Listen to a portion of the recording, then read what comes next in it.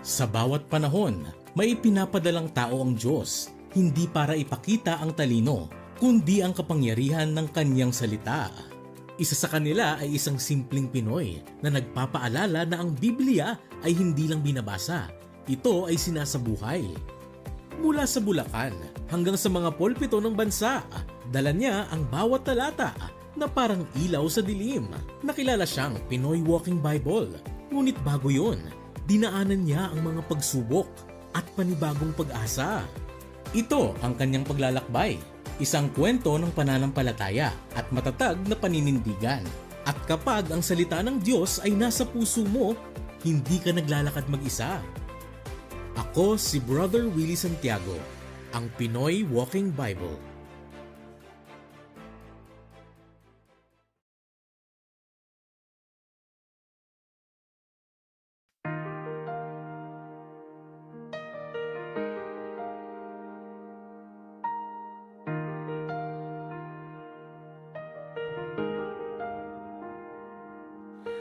Daan na matuwid, laging nasa ng aking puso't isip.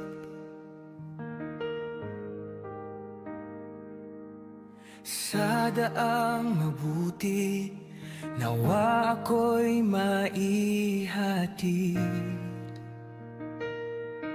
Ang banal na daan, aking inaasam-asam.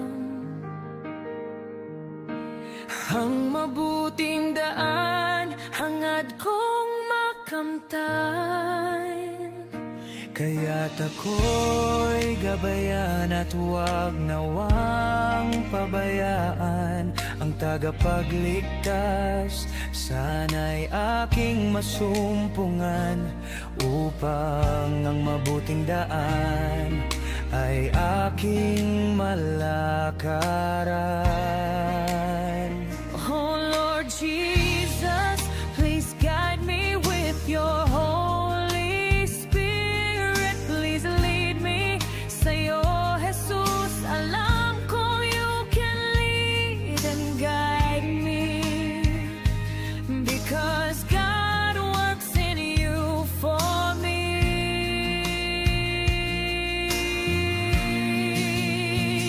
Oh Holy Spirit, please lead me. Yes, Holy Spirit, please guide me. Sa'yo, Jesus, alam kong you can lead and guide me, because God works in you for me. Lumiliwanag na aral, nais kong sa puso ko'y maikintan.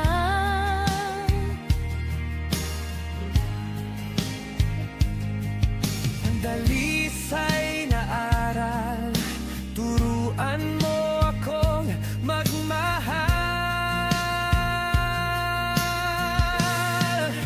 Kaya't Panginoon, Please guide me. Yes, Holy Spirit, sa ngalan ni Jesus, please lead me. Sa'yo, Jesus, alam kong you can lead and guide me, because God works in you. Oh, Holy Spirit, please lead me. Yes, Holy Spirit, please guide me. Sa'yo, Jesus, alam kong you can lead and guide me, because God works in you for me. Sa mabuting daan, ayoko nang mahiwalay. Sa daan ng katotohan, nais kong manahan. Sa daan ng katuwiran, nasa ng puso ko naway pakinggan.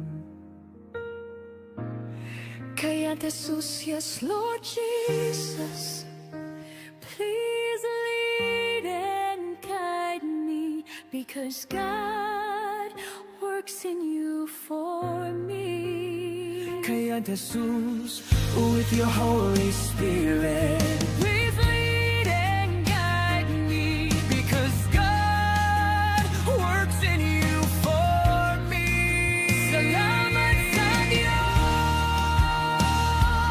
sa isang mabuting pastor. Salamat sa iyo, Ama, sa iyong anak at tagapagligtas na si Jesus. Salamat, Ama, sa mabuting daan. Salamat, Ama, sa mabuting daan. Salamat po, aming Ama. Salamat po, aming Diyos Ama. Sa isang mabuting daan, sa mabuting daan.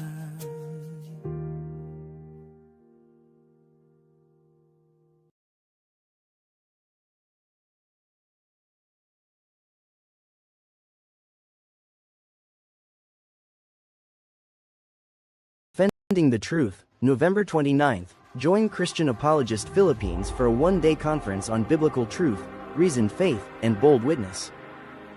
Featuring Bishop Ray Aramis, Brother Willie Santiago, Pastor J.A.R. Aranzanso, and Doc Ronald Abidos, leaders teaching apologetics, church history, and practical gospel defenses.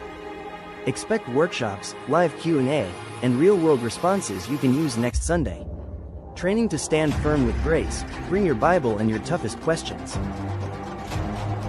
Register now.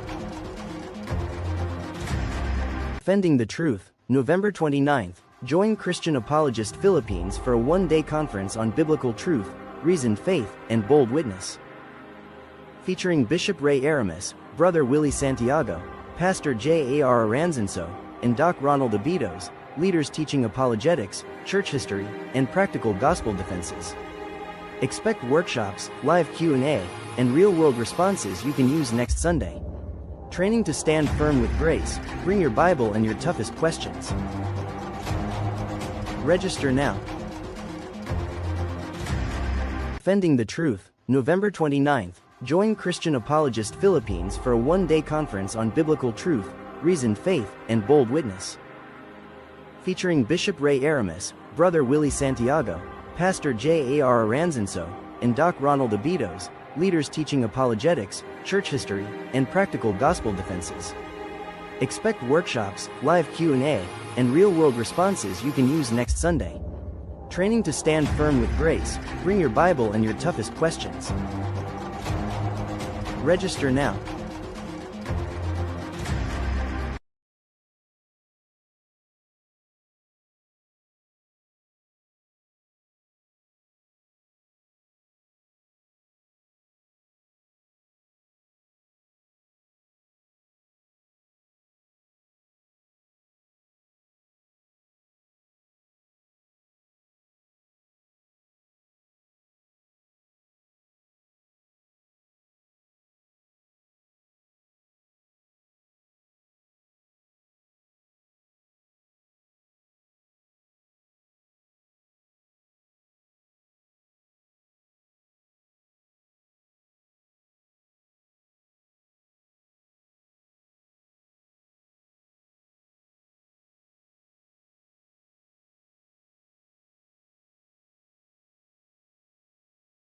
Magandang umaga po sa lahat ng ating mga kapatid, sa lahat ng mga ka-Bible study po natin dito po sa ating programa, Ang Mabuting Daan, Worldwide Bible Study. Ngayon po ay linggo ng November 23, 2025. Sa kalooban po ng Panginoong Diyos ay live po ang ating Bible study mula po rito sa lungsod ng Baliwag, sa lalawigan ng Bulacan. Tayo po napapanood ng mga Bible study natin dito sa Pilipinas at ng mga nasa abroad sa pamamagitan po ng live streaming ng YouTube. Sa ngayon po tayo po ay nasa YouTube Live. Wala po tayo sa Facebook Live. Kaya inaanyayahan po natin yung mga nasa Facebook na dumayo po rito sa ating YouTube channel, Brother Willie Santiago YouTube channel. Sa mga bago pa lamang po dito sa ating YouTube channel, kung pwede pong makahingi ng maliit na favor na kayo po'y mag-subscribe, paki-like and share ang ating videos, paki-click ang notification bell nang tayo po ay palaging mabigyan ng notification sa ating mga live streaming at pagka tayo po'y may mga bagong upload na videos. Ngayong umaga po, mayroong 40 na mga naka-register dito po sa ating YouTube Live. Yan. Salamat po sa lahat ng mga nandito sa Pilipinas at mga nasa abroad. Hindi ko na po kayo iisa-isahing i-shout out. Pagka po Martes at Huwebes, ayun, may shout out tayo kasi may kasama naman ako doon si Brother Edwin. Siya po yung nagsha-shout out sa mga nakakasama po natin sa ating programa. Sige po, tayo po ay uumpisa na po sa ating paglilingkod. Pero bago po yan, meron po pala nakiusap sa akin kung pwede raw ay mabigyan ko ng comment yung video ni KDR na kung saan siya ay nagre-repack. Mayroong mga kahon-kahon na nire-repack at pinapakitang si KDR kasamang nagre-repack. Yung mga mga pang-ayuda. Brother Willie, ano ika masasabi mo diyan sa video ni KDR na pinapakalat ngayon na siya busy na nagre-repack ng mga boxes para yung mga relief goods para sa ipantutulong nila. Ano raw ang aking maiko-comment doon? Sabi ko, yung ginagawa na yun ni KDR, pagka ibinatay mo sa Biblia, makikita mo na hindi niya naiintindihan yung ginagawa niya. Bakit Brother Willie, di ba? Mabuting gawa naman yung siya nagre-repack noong mga relief na ipapamigay para sa mga tutulungan. Sabi ko, si KDR kasi ang tumatayong leader doon sa samahan. Siya yung punong mangangaral. Sa Biblia kako, hindi yan ang dapat na pagpokusan ni KDR. Hindi siya dapat diyan nakatuon. Kasi doon sa Aklat ng Gawa, Kapitulo 6, 1 hanggang 4. Basahin natin, mga kapatid, mga ka-Bible study para lang mapagbigyan ko po yung mga nag-share sa akin ng video kagabi. At kung pwede raw ay bigyan ko ng komento. Ito na po mga kapatid, mga ka-Bible study.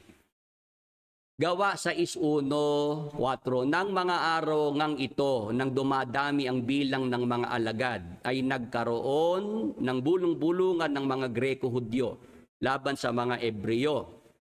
Sapagkat ang kanilang mga babaeng bao ay pinababayaan sa pamamahagi sa araw-araw.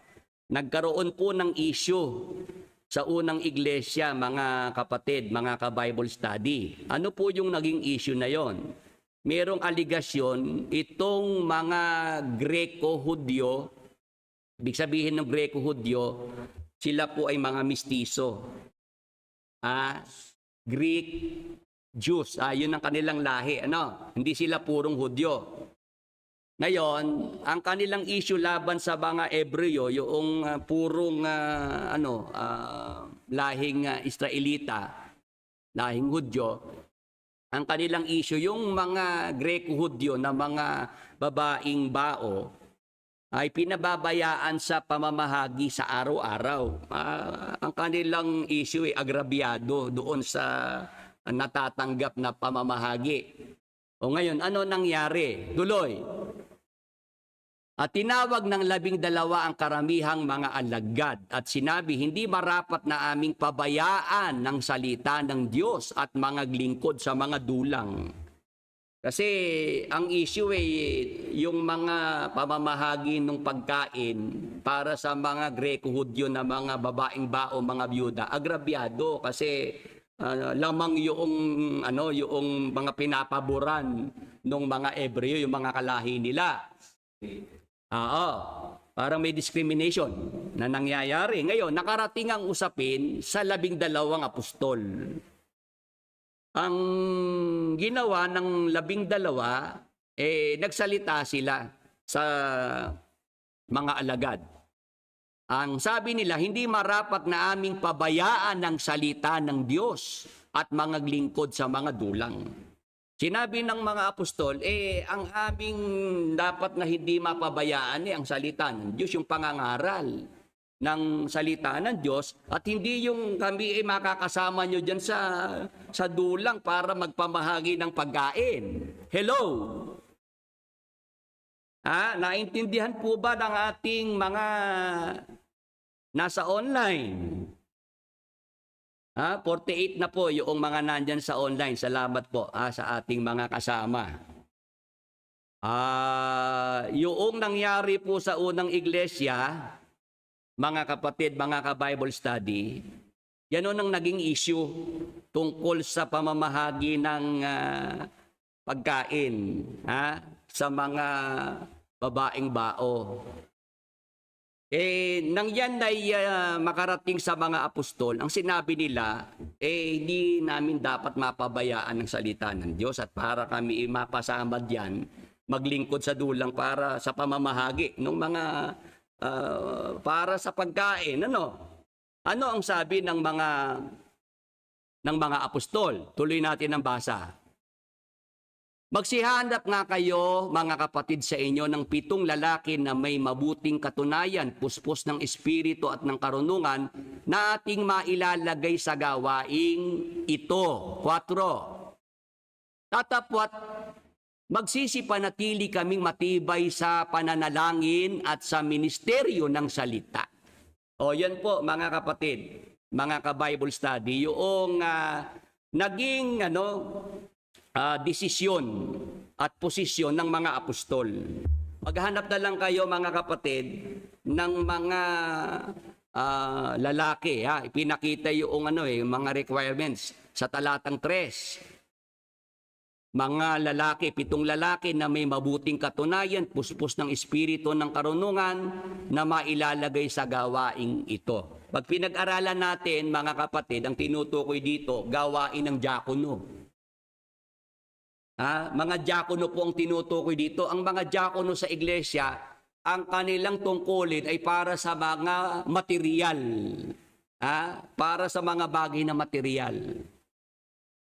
Ngayon, ang sabi ng mga apostol sa 4,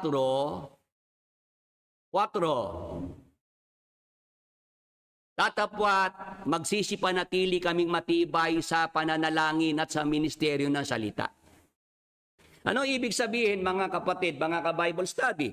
Kung itong si KDR, naiintindihan niya itong binasa nating mga talata, hindi niya dapat ginawa yung nagpa-video pa, at siya pinapakita niyang siya masipag na mag-repack, yung mga kahon-kahon na nire-repack niya para ipakitang siya may ginagawa. Kasi hindi na niya gawain yun. Hindi na dapat saklaw ni KDR na pati pag-re-repack ng mga ayuda, siya pa gagawa. Gawain lang ng mga diakono yan. Kasi ang diakono, diakonesa, ang kahulugan, waiter, waitress, taga-silbi sa mga pagkaing material. Amen. Yan, 50 ang nasa YouTube Live. Sige, parating nyo kay KDR. Share nyo itong ating video. Maintindihan niya na mali yung ginagawa niya na yan. Ha? Ang nakikita ko lang para lang sa papogi lang yun Ha? Papogi lang yun. Kumbaga para lang publicity ang dating. Pero pagka binati mo na sa Biblia, makikita mo na wala siyang unawa sa nakasulat sa Biblia. Kasi bilang mangangaral, dapat ang focus mo salita ng Diyos. Maipangaral ang salita ng Diyos sa mga tao, maipanalangin mo yung mga tao. Yun ang dapat na focus ng isang mangangaral. O kaya nga dito sa atin dito sa lugar natin, meron pong mga kapitbahay tayo dito na hindi sa atin, hindi pabor. Gumagawa ng kung ano-ano mga issue. Kasi pagka talaga merong inggit sa puso, talagang hindi yan magiging panatag. Meron tayong mga kapitbahay dito. Ang gusto po ako kaladkarin sa mga taltalan. Dito sa kalye, sa kalsada kami mag-uusap. Meron silang mga paratang sa atin, aligasyon, na gusto ako po ang kausap nila. Sabi ko, dito sa aming church, kasi church ka ako ang nakatayo dito sa subdivision hindi naman individual na bumili ng lupa, nagpatayo ng bahay Church ka ako ang bumili ng lupa, church ang nagpatayo ng bahay-sambahan. Ayan, nandiyan si attorney Ligan. Sabi ko, ako bilang pastor sa church, ang aking function, yung mga tungkol sa salita ng Diyos. Pagka meron kayong gustong malaman tungkol sa Biblia, salita ng Diyos, ako ang dapat yung kausap diyan. Meron kayong sakit, gusto ninyong maipanalangin, ako ang dapat humarap sa inyo. Pero maghahanap kayo sa amin ng papeles, titulo ng lupa, sukat ng lupa, blueprint. Hindi ako ang tamang tao na kakausapin nyo. Nandiyan ka ako si Brother Edwin kasi siya ako ang authorized ng church para mag-represent sa ganyang mga usapin. Amen. Tama po ba kay Attorney Eric? Ganon ka ako kami sa church na meron kaming division of labor dito. Si Brother Willie, pagka ang concern tungkol sa salita ng Diyos, sa Biblia, hihingi ng payo yung mga tao, may problema sila, kailangan nilang maipanalangin. Kung meron silang sakit, maipag-pray sila. Si Brother Willie ang haharap. Pero pagka halimbawa ang usapin tungkol dito sa ating ipinatayong chapel, si Brother Edwin kasi ang noong ipinapatayo po ito, siya yung ating naging foreman dito Siya po yung talagang nagbantay nito, nag-asikaso. Project engineer, ayan. Tapos yung mga pag-aasikaso sa munisipyo, yung mga permits na kinuha, si Brother Edwin talaga nag-asikaso niyan. Kaya pagkakako yan ang itatanong niyo sa akin, ano mali ko dyan? Diba? Ang nagpagawa nito si Brother Edwin, ang nag-asikaso ng mga permits si Brother Edwin. Mga papeles. Siya kako ang dapat yung kausapin. Kasi yung kako ang sa church namin, may mga designated person para sa ganoong departamento. Ang problema ayaw nilang makinig, ayaw nilang i-recognize si Brother Edwin. Sabi ko kay Brother Edwin, pagkakaugan yan, mismong homeowners association hindi talaga umiintindi. Punta tayo kako sa barangay. Diyan kako natin idulog yan. Doon natin pag-usapan yan. O yun, mga kapatid, mga ka-Bible study, yun yung ibig ko sabihin. Na si KDR, akala niya, pogi points yung ginawa niya.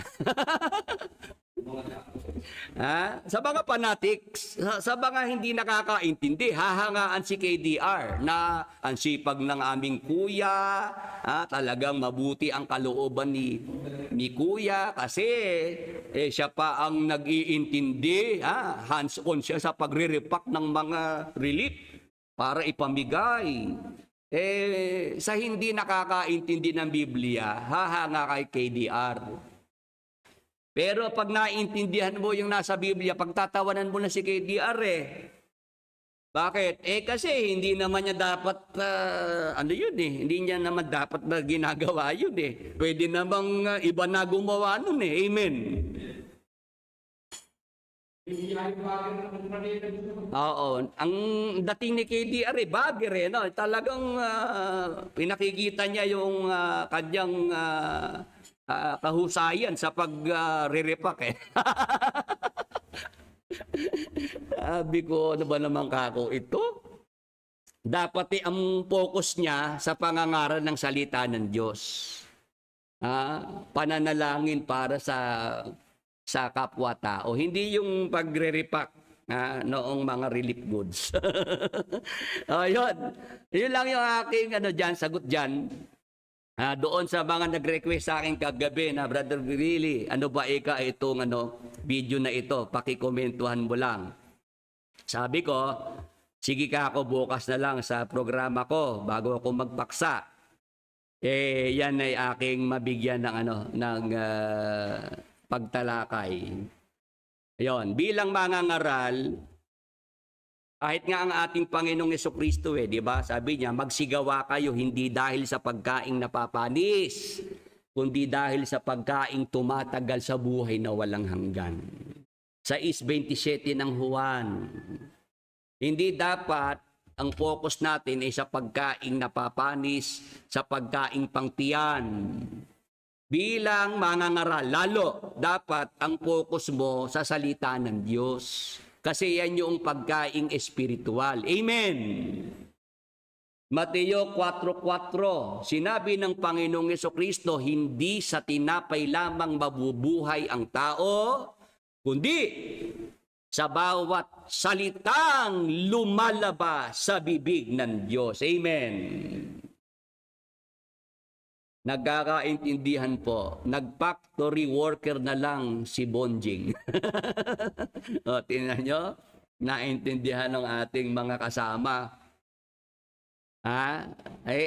Pahanga po yung kanyang ginagawa Sabi ko nga, papogi lang yon. Para lang meron siyang maipresenta na siya may ginagawa. Pero, hindi na niya dapat ginagawa iyon kung naiintindihan niya ang nasa Biblia. Ngayon, tayo po ay maglingkod na po ngayong umaga sa ating paksa na ipinag-anyaya. Ang ating paksa, basahin ko po muna ang ating paksa, yung pamagat. Ang mga palatandaan na may masamang espiritu sa likod ng depresyon na sanhi ng pagpapakamatay o suicide ayon sa Biblia. Ito po yung ating paksa mga kapatid, na karugtong nitong ating nakaraang 2 linggo na paksa. Kung natatandaan nyo pa mga kapatid, mga ka-Bible study. Ngayon, para po siguro ma-refresh tayo, ay atin pong bigyan ng counting review yung ating nagdaang paksa. Ang mga dahilan kaya hindi dapat gawin ng mga tunay na Kristiyano ang magpakamatay ayon sa Biblia. Yan po yung ating naging paksa nitong nakaraang 2 magkasunod na linggo. Pinag-aralan natin yung mga dahilan kaya hindi dapat gawin ng mga tunay na Kristiyano ang magpakamatay o mag-suicide. Kasi nga po, yung pagpapakamatay o pag-suicide, talagang hanggang ngayon po'y nangyayari yan. Hindi lang dito sa Pilipinas, kundi maging sa ibang bansa. At kaya po natin ito tinalakay kasi nga meron tayong kababayan na naibalita, di po ba? Siya po ay influencer, anak ng kilala ring tao dito sa Pilipinas, si Kuya Kim. Yung kanyang anak na si Iman Atienza. nag-suicide, nagpakamatay. Ngayon, meron din pong iba na hindi kilalang tao, ginagawa yan. Meron akong nakita po, nasa mall mismo, yung babae, lumundag doon sa mall, di patay. Oo. Merong ganon. Nagbabaril sa sarili, ano po? Meron naman umiinom ng lason, meron nagbibigti, ano po?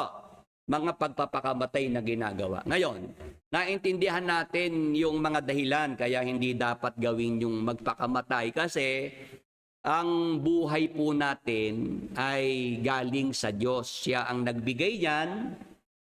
Kaya ang Diyos lamang po ang may karapatang kumuha niyan o bumawi niyan. Amen. Ayon po ang ating mga kapatid. Kaya po hindi dapat gawin ng sino man ang magpakamatay, lalo pagka ikaw ay Kristiyano.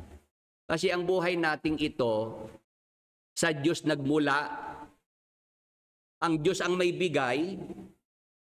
Sabi sa Biblia, sa Gawa 17:25, yung talata. Ang sabi, yabang siya rin ang nagbibigay sa lahat ng buhay at ng hininga at ng lahat ng mga bagay. Ang Diyos po tinutukoy dito na nagbibigay ng buhay ng hininga. Kaya Diyos lamang po ang may karapatang kumuha o bumawi po ng buhay na yan na kanyang ipinahiram sa atin. Pahiram lang sa atin ng Diyos ang ating buhay. Amen. Kaya hayaan natin na yung buhay nating ito, nahiram natin sa Diyos, siya rin ang bumawi. Siya rin ang kumuha. Sabi sa Job 1:21, si Yahweh ang nagbigay, si Yahweh rin ang babawi. Amen. Maliwanag po ba yan, mga kapatid, mga ka-Bible study? Ngayon, ano pa po ang isa pang dahilan? Kaya hindi dapat gawin ang magpakamatay o mag-suicide. Sabi po sa utos, huwag kang papatay. Sa Exodo, Kapitulo 20. Sinasabi po yon, huwag kang papatay sa talatang 13. Ano dapat nating maintindihan dito? Hindi lang ang pagpatay yung sa kapwa-tao mo, na kikitlin mo yung tao, papatayin mo. Hindi lang po sa kapwa-tao yan. Kasama po dyan yung pagpatay sa sarili. Amen. Sang-ayon po ang ating mga ka-Bible study ngayong umaga. Huwag kang papatay, huwag mong patayin ang sarili mo. Kasama po yung pagpatay sa sarili dyan.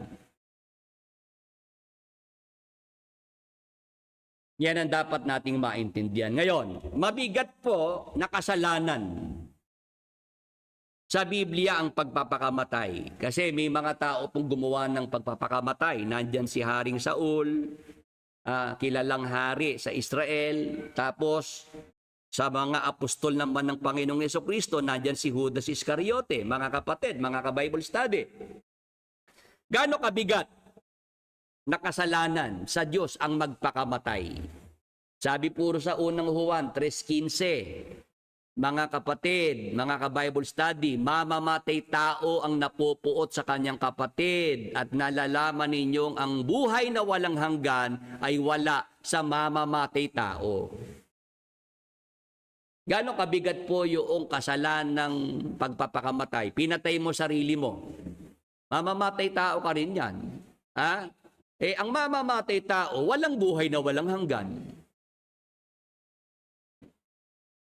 Walang buhay na walang hanggan ang mamamatay tao. Ngayon, saan ang destinasyon ng mga mamamatay tao? 21:8 ng Apokalipsis. Ngunit sa mga duwag, at sa mga hindi mananampalataya, at sa mga kasuklam-suklam, at sa mga mamamatay tao, ang kanilang bahagi ay sa dagat-dagatang nagnininga sa apoy at asupre na siyang ikalawang kamatayan. Yung mga mamamatay tao po, kasama po yung mga pinapatay ang sarili. Yung mga nagpapakamatay, nagsisuicide. Sabi po dyan sa Biblia, ang kanilang bahagi. Sa dagat-dagatang nagnininga sa apoy at asupre na siyang ikalawang kamatayan. Nakababae. Yan. Naintindihan po ng mga ka-Bible study natin sa YouTube Live po. 60 ang ating mga kasama. Pagpapakamatay po ang pinag-uusapan natin. Hindi po yung mga unang Kristiyano na pinapatay. Sana po maintindihan nyo po yung topic. Ang pagpapakamatay, ikaw ang may kagagawan nun. Pero yung mga pinapatay ng mga emperor noong Roman Empire, ibang kaso po yun. Sana po makita niyo yung difference. Iba naman yung mga Kristiyano na sinunog ng buhay, pinalapa sa mga leon, sa mga tigre. Oo, iba po yun. Dito sa pinag-uusapan natin. Diba, nang nakaraan, niliwanag ko si Samson, pinagkamali ang nag-suicide ng iba. Sabi nung ibang mga tutol sa Biblia, paano kami maniniwala sa Biblia? Si Samson, nagpakamatay. Hindi ho nagpakamatay si Samson. Si Samson, isa po siya sa mga bayani ng pananampalataya. Heroes of faith. Si Samson, nasa Hebreo Kapitulo 11:32. At ano pa ang aking sasabihin, sapagkat kukulangin ako ng panahon kung sasaysayin ko ang tungkol kay Gideon, kay Barak, kay Samson. Kinilala ni Apostol Pablo si Samson bilang isa sa mga heroes of faith, mga bayani ng pananampalataya. Si Samson, yung ginawa niya, ano po yun hero's death. Kamatayan ng isang bayani iyon. Sa pagtatanggol niya sa Israel. Kaya niya ibinuwis yung kanyang buhay. Amen. Maliwanag po ba sa ating mga kapatid, sa ating mga ka-Bible study?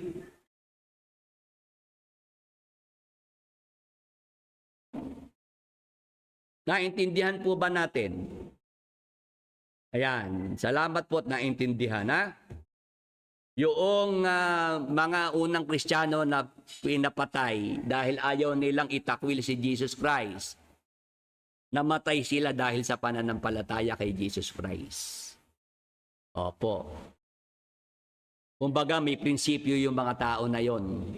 Hindi natakot sa kamatayan. Ano po? Para din yung mga nababalita, yung mga nandoon sa mga bansa na mga hindi Kristiyano, di ba? Pagka nahulihan ka ng Biblia, ikaw ay kukulong o kaya pupugutan ka ng ulo. Di po ba? May mga ganun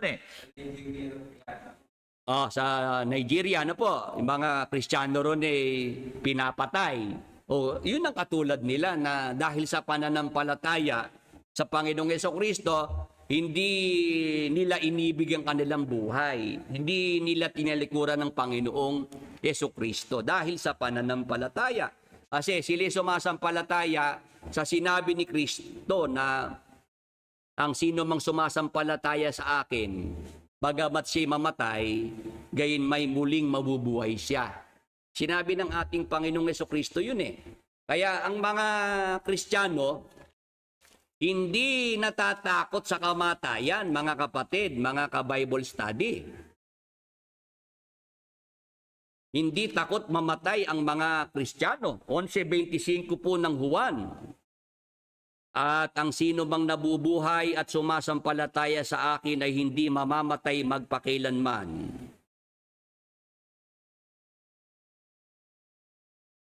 Ang sabi, 11:25, sinabi sa kanya ni Jesus, "Ako ang pagkabuhay na maguli at ang kabuhayan, ang sumasampalataya sa akin, bagamat siya'y mamatay, gayon may mabubuhay siya." Yun ang assurance na ibinigay ng ating Panginoong Jesucristo. Pagka ikay sumasampalataya, bagamat mamatay ka physically, yung kamatayang physical, mabubuhay ka naman uli. Amen. Ayan ang dapat po nating maintindihan. Yan po yung ating nakaraang topic.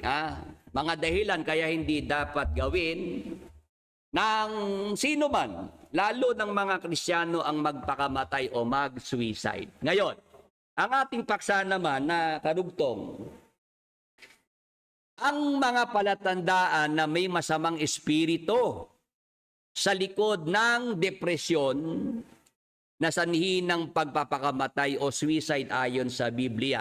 Ang sinasabing dahilan na nakikita ng maraming pagpapakamatay o suicide ang depresyon.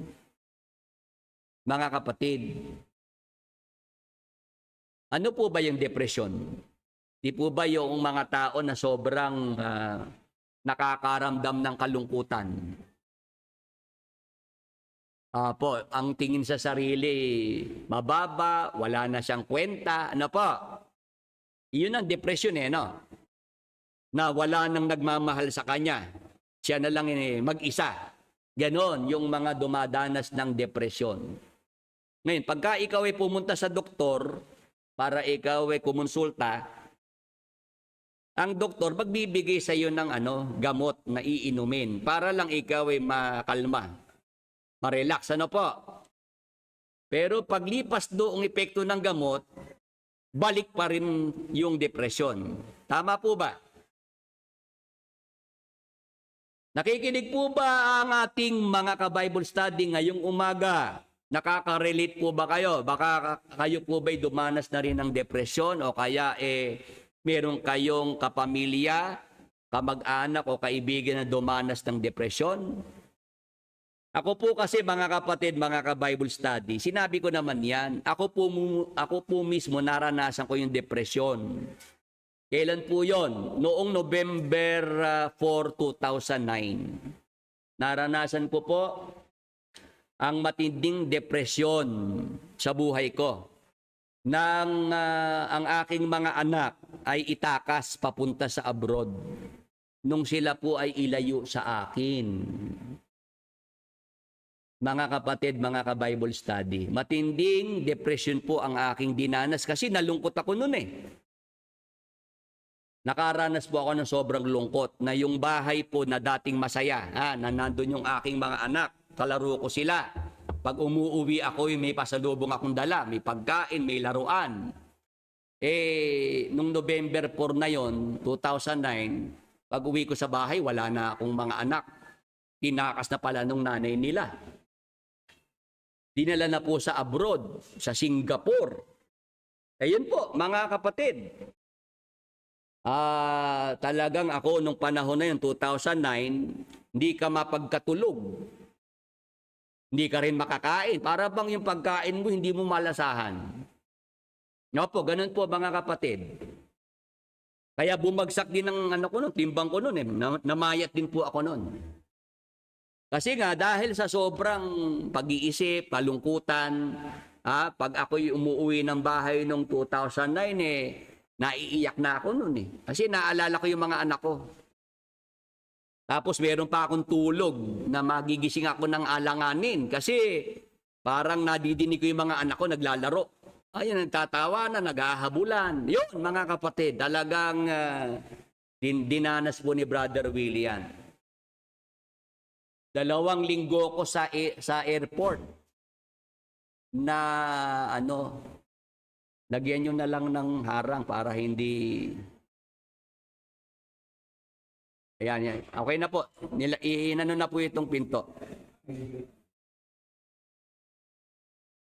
Ang ibig sabihin ko po mga kapatid, 2 linggo ko sa airport naghihintay sa aking mga anak para bumalik. mula alas 5 ng madaling araw hanggang alas 6 ng gabi. Diyan po sa Diosdado Macapagal Airport. Diyan ko po hinihintay yung aking mga anak para sila makauwi. O, kung kayo po ay tatay na kagaya ko, makaka-relate kayo sa aking kwentong ito. Ngayon, yung mga kagaya ni KDR, saka ni Brad Eli, hindi naman mga tatay yun eh. Kaya hindi sila makaka-relate sa kwento ko. Ang makakaintindi, makakaunawa ng aking kwento, yung mga tatay din na may mga anak. Kaya hindi ko mahanapan si Brad Eli saka si KDR kasi hindi naman sila naging tatay. Wala silang anak. Eh yun po mga kapatid, araw-araw ko pong inaasam na yung aking mga anak ay uuwi.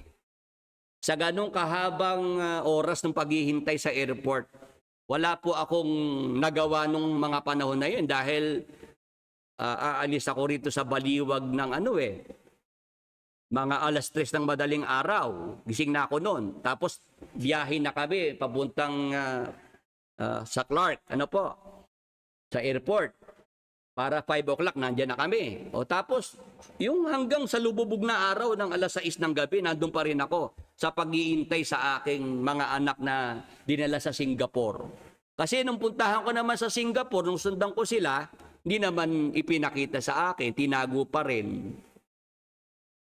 Oo, mga kapatid, mga ka-Bible study, gumastos ako para makasunod sa Singapore, para sila'y makita at maibalik dito sa Pilipinas.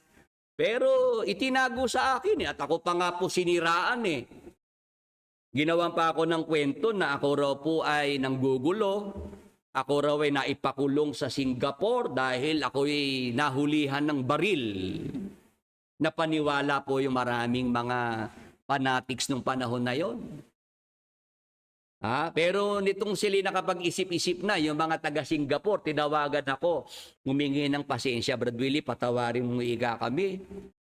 Nakapag-isip kami ng masama laban sa iyo, napagsalitaan ka namin ng masasakit na salita, at napaniwala kami sa kwento na naipakulong ka dito sa Singapore. Sabi ko, paano naman ako maipapakulong dyan eh? Ang sabi, nahulihan ka raw ng baril. Pwede ba naman ako yung baril mailusot sa airport? Sa Pilipinas pa lang ako, huli na ako, di ba? Yun nga, pasensya na Brad Billy, mga delulu pa kami nung panahon na yun, mga fanatics pa kami. Kung ano kasabihin sa amin, pinapaniwalaan namin ng ganun na lang. Pinakita ka ako sa pasalamat yung video na ako nandoon, pero inalisan ako ng audio, yung boses na wala akong boses. Ang sabi ko ako sa pagsasalita ko, hindi ako narito para makipagdebate. Ako'y naparito para sa aking mga anak. Ilitaw nyo sila. Yun ang sabi ko. Para ako po'y masiraan, tinanggal yung aking boses, pinakita lang yung video. Parang CCTV camera lang yung pinalabas. Tapos, ayan si Willie Santiago, mga kapatid, nasa lokal ng Singapore, nanggugulo sa ating pasalamat. Ginalit yung mga kapatid. Yun po mga kapatid ang aking naranasang depresyon. Kaya alam ko ang pinagdadaanan ng dumanas ng depresyon. Alam ko yan kasi isang panahon naranasan ko yan. Naranasan ko yan. Salamat po sa Diyos at ako hindi pinabayaan mga kapatid. Kasi kung ako po hindi tinulungan ng Diyos, baka po wala na ako ngayon, mga kapatid, baka ako po'y patay na. Kasi dahil sa tinding kalungkutan, baka nga po ako bumigay na rin, hindi ko kinaya.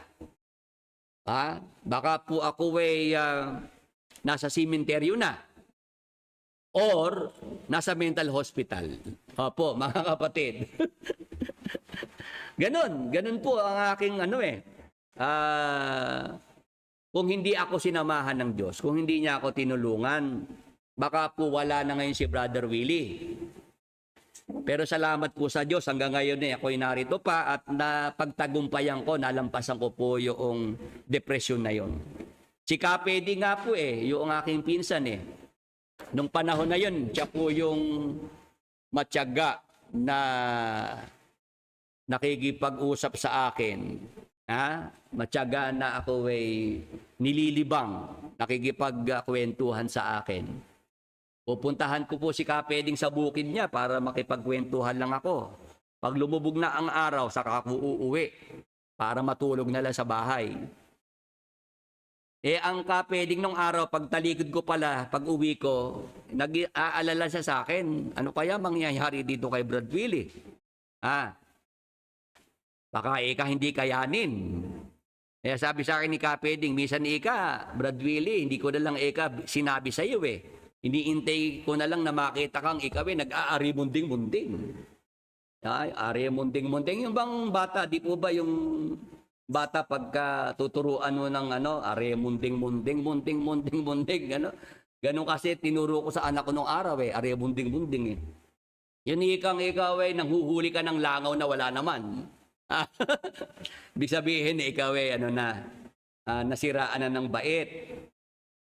Salamat sa Diyos, Brother Willie, at ikaw hindi niya pinabayaan, at ikaw hanggang ngayon buhay pa rin at matino pa rin mag-isip.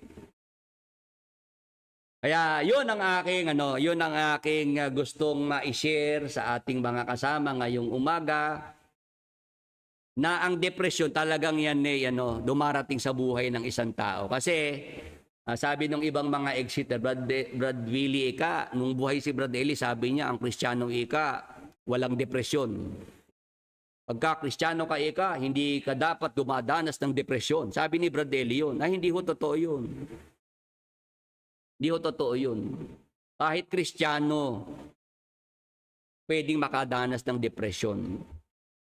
Ngayon, ang kaibahan lang, dahil Kristiyano ka, merong nandyan ng Diyos para ikaw ay alalayan. Para ikaw ay tulungan. Kasi, Kristiyano ka, siyempre, hindi ka nakakalimot tumawag sa Diyos. Hindi ka nakakalimot na humingi ng tulong sa Diyos. Ganon ang Kristiyano. Yung mga hindi Kristiyano, dahil walang Diyos silang kinikilala, pagka tinamaan ng depresyon, bagsak agad Nakikinig po ang ating mga ka-Bible study. Yun ang advantage, yun ang lamang ng isang Kristiyano sa hindi Kristiyano. Pagka ikaw walang pinapaniwala ang Diyos, ikaw atheist, wag na wang mangyari na baka pagka ang isang atheist tamaan ng depresyon, hindi kayanin. Kasi wala kang tatawagin Diyos Di ba? Walang Diyos na sasandalan mo Kaya maganda pa rin po na tayo Kristiyano, mga kapatid, mga ka-Bible study.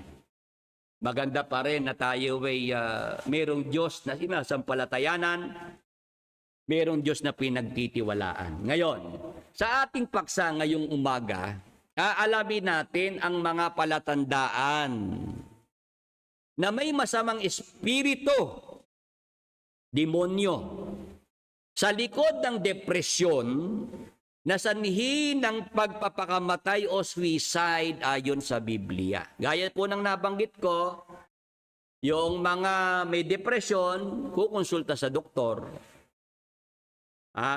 psychiatrist, bibigyan po ng gamot, re-resitehan ng gamot para inumin, para siya kumalma.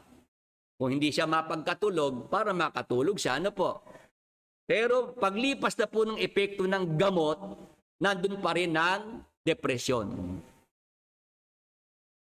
Ngayon, sinasabi sa ating paksa, meron palang mga palatandaan tayong makikita pagka yung depresyon na yan, ang nasa likod po ay masamang espiritu o demonyo.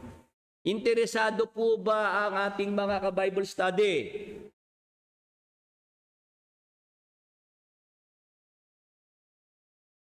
Gusto niyo po bang malaman yon, mga kapatid, mga ka-Bible study, kung ang depression ang nasa likod ay masamang espiritu o demonyo? Mayroong mga palatandaan sa Biblia. Ito ang dapat nating bantayan. Ito ang dapat nating tingnan. Kung ang dumadanas ng depresyon, ang nasa likod ng kanyang depresyon ay demonyo o masamang espiritu. Kasi dahil nga sa depresyon, nagpapakamatay o nagsuicide ang isang tao. O ngayon, ano po yung mga palatandaan na yan? Na may masamang espiritu o may demonyo sa likod ng depresyon na sanhi ng pagpapakamatay o suicide. Yan ang ating paksa ngayong umaga at agad na po nating umpisahan ang paksang ito, mga kapatid. Sa ating lundo na agad ng ating paksa. Kumbaga, direct to the point na po tayo agad, mga kapatid. Ano ang mga palatandaan na may masamang espiritu o demonyo sa likod ng depresyon na sanhi ng pagpapakamatay o suicide? Basahin na po agad natin ang isang palatandaan sa aklat ng Marcos, Kapitulo 5, 1 hanggang 5. Sundan niyo po, mga kapatid, mga ka-Bible study. At nagsidating sila sa kabilang ibayo ng dagat sa lupain ng mga Gadareno. Ang Panginoong Jesucristo at ang kanyang mga alagad, sila po ay dumating sa kabilang ibayo ng dagat sa lupain ng mga Gadareno. Ano ang nangyari po doon? Tuloy. At paglunsad niya sa daong, pagdakay sinalubong siya na galing. At paglunsad niya sa daong, pagdakay sinalubong siya na galing sa mga libingan ng isang lalaki na may isang karumal-dumal na espiritu. Meron pong nag-approach, lumapit kay Jesus Christ, sinalubong siya. Yung lalaking ito galing sa mga libingan, galing sa sementeryo. Doon siya naninirahan sa sementeryo. Itong lalaking ito, may isang karumal-dumal na espiritu. May demonyo po dito sa lalaking ito. Ngayon, ano nangyari? Tuloy. Na tumatahan sa mga libingan at sino may hindi siya magapos kahit ng tanikala. O mga kapatid, kung kayo po'y nakikinig, ito mga palatandaan. Pagka ang isang dumadanas ng depresyon, ang nasa likod ay masamang espiritu o demonyo. Itong pinabasa natin na lalaki na mayroong masamang espiritu, ayaw niyang makihalubilo sa maraming tao. Gusto po niya isolation. Gusto niya siya ay mapag-isa. Hindi niya gustong makisama sa karamihan. Nagkakaintindihan po. Nakakasunod po ang mga nandito po sa YouTube Live.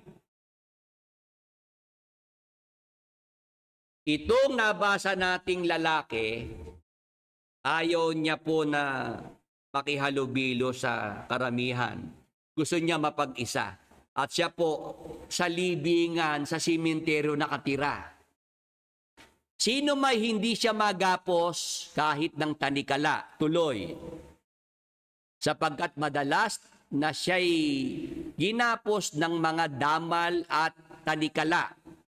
At pinagpapatid-patid niya ang mga tanikala at pinagbali-bali ang mga damal at walang taong may lakas na makasupil sa kanya. Ha? Itong mayroong masamang espiritu, hindi mapigil. Ha? Kailangan siyang igapos ng mga tanikala. Pero nagagawa niyang patirin yung mga tanikala. Walang taong may lakas para siya masupil, mapigilan. Tuloy. At palaging sa gabi't araw ay nagsisigaw sa mga libingan at sa mga kabundukan at sinusugatan ang sarili ng mga bato. Ayan po mga kapatid. Yung may masamang espiritu na ito na lalaki, ano ginagawa sa sarili niya? Sinusugatan ng sarili.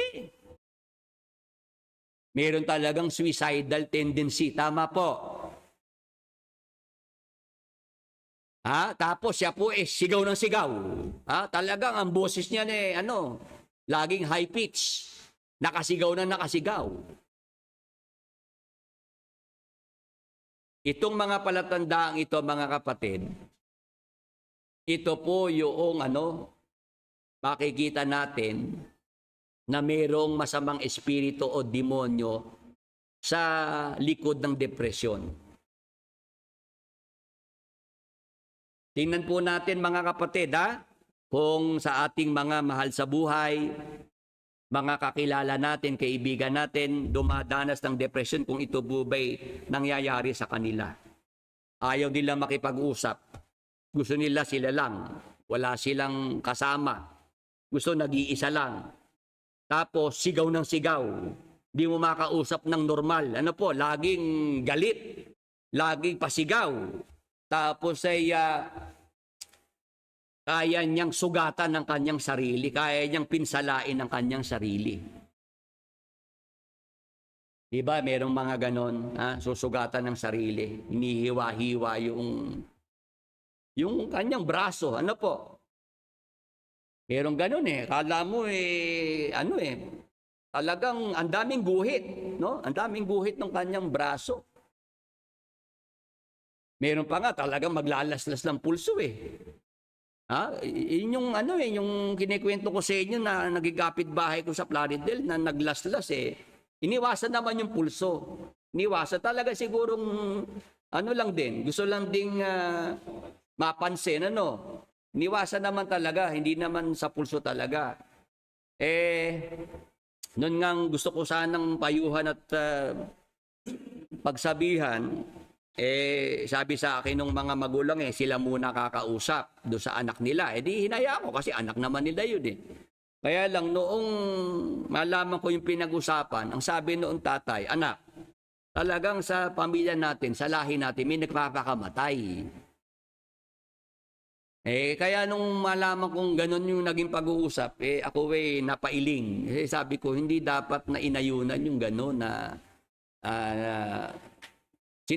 sinubukan na nga magpakamatay Naghiwa na nga sa braso Naglaslas na tapos ang mapapakinggan mo mismo sa tatay talaga ikang nasa lahi natin yung may nagpapakamatay. Ikang isang tiyahe mo, nagbigti yun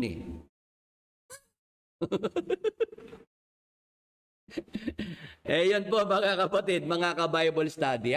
Hindi po ito gabagawang kwento. Talagang totoo yan. Totoo po itong kwento na ito. Ngayon, dito nakita natin yung mga palatandaan pagka ang depresyon na dinadanas ng isang tao, ang nasa likod po ay masamang espiritu o isang demonyo. Ano-ano pong mga palatandaan yon, mga kapatid, mga ka-Bible study? Yung tao na gusto niya solo na lang sa buhay. Nag-iisa na lang. Ayaw na niyang lumabas ng kwarto niya. Ayaw nang makipag-usap. Tapos kung makipag-usap man, galit. Pasigaw. Tapos, kapag ginagawa na po niyang sugatan ng kanyang sarili, magtangka na pong magpakamatay, mayroon pong masamang espiritu o demonyo doon sa depression na yon, mga kapatid, mga ka-Bible study. O ngayon, ano pa? Ang iba pang mga palatandaan ng depresyon na ang nasa likod ay masamang espiritu. Basa sa unang Samuel 16:14. Ganito pong nakasulat, mga kapatid. Ang espiritu nga ng Panginoon ay humiwali kay Saul. Si Haring Saul kasi lapastangan sa Diyos, matigas ang ulo, hindi sumusunod. Ang nangyari, yung espiritu ng Panginoon humiwalay na kay Haring Saul. Ano nangyari? At ang isang masamang espiritu na mula sa Panginoon ay bumagabag sa kanya. Dahil umalis na yung espiritu ng Panginoon kay Haring Saul, ang pumalit ay isang masamang espiritu. Nakakasunod po ang ating mga ka-Bible study. Ngayon, ito pong talatang binasa natin, huwag nating mapagkamalian na yung masamang espiritu ay galing sa Panginoon. Kasi ang nakasulat, ang isang masamang espiritu na mula sa Panginoon ay bumagabag sa Kanya. Ibig sabihin lang mga kapatid, dahil si Haring Saul, ang Diyos ay kanyang tinalikuran na. Ayaw na niyang kumilala sa Diyos, sumunod sa Diyos, magpasakop sa Diyos. Ano ang nangyari? Pinayagan ng Diyos, pinahintulutan ng Diyos na yung masamang espiritu bagabagin na si Haring Saul. Guluhin ang buhay ni Haring Saul. Amen. Amen po sa ating mga ka-Bible study. Naintindihan niyo po ba? Mag-amen naman po. Kasi pagka ikaw ay sa Diyos, hindi ka naman basta-basta magagalaw ng masamang espiritu eh. Tama po. Tingnan niyo si Job. Kailangan mo lang magbigay ang Diyos ng permiso kay Satanas para si Job ay magalaw niya. Tama po. Si Haring Saul naman, tumalikod sa Diyos. Lapastangan sa Diyos. Hindi na nagpapasakop sa Diyos. Kaya ano po nangyari? Naging open na si Haring Saul para sa kapangyarihan ng masasamang espiritu. Tama po. Nandun na po yung pagpahintulot ng Diyos para yung mga masamang espiritu makalapit na kay Haring Saul. Nagkakaintindihan po. 62 ang nandito po sa YouTube Live. Kaya ko po nililiwanag yan kasi meron nga pong mga kritiko ng Biblia, hindi sumasampalataya sa Biblia. Akala ko ba ang Diyos nyo ay mabuting Diyos? Bakit ito'y yung nakasulat dito, masamang espiritu na mula sa Panginoon. Hindi nanggaling sa Panginoong Diyos ng masamang espiritu. Hindi. Hindi ganon ang ibig sabihin nun. Meron lang pong pagpapahintulot na ginawa ang Panginoon para yung masamang espiritu makapangyari na kay Haring Saul. Gawin na yung pagbagabag sa kanya, yung seguluhin. Ngayon, ano po ang nangyari dahil si Haring Saul nga po ay binabagabag na ng masamang espiritu. Doon po sa unang Samuel, 18:10 hanggang 11. Tingnan niyo po yung nangyari sa pag-uugali na ni Haring Saul. Dahil siya nandyan na yung masamang espiritu sa buhay niya. At nangyari ng kinabukasan na ang masamang espiritu na mula sa Diyos ay dumating na makapangyarihan kay Saul. At siya ay nanghula sa gitna ng bahay. At si David ay tumutugtog ng kanyang kamay, gaya ng kanyang ginagawa araw-araw. At hawak ni Saul ang kanyang sibat sa kanyang kamay. Ano nangyari, mga kapatid, mga ka-Bible study? Dahil ito na yung masamang espiritu. Ito na ang makapangyarihan kay Saul. Nangyayari na gusto ng masamang espiritu kay Haring Saul. Para si Haring Saul, makalma. Si David, pinapatawag para tumugtog, para tugtugan siya ng mga awit ng papuri sa Diyos.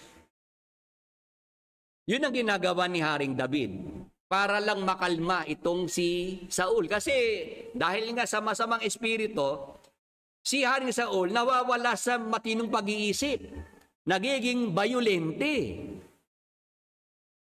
Kaya ang ginawa ni Haring Saul, abang nandiyan si David, may hawak na sibat, si Haring Saul. Ngayon, ano nangyari? Tuloy, 11. At inihagis ni Saul ang sibat Sapagkat kanyang sinabi, aking tutuhugin si David sa dingding. At tumanan si David sa kanyang harap na makalawa. Ayan po mga kapatid, mga ka-Bible study. Si Haring David,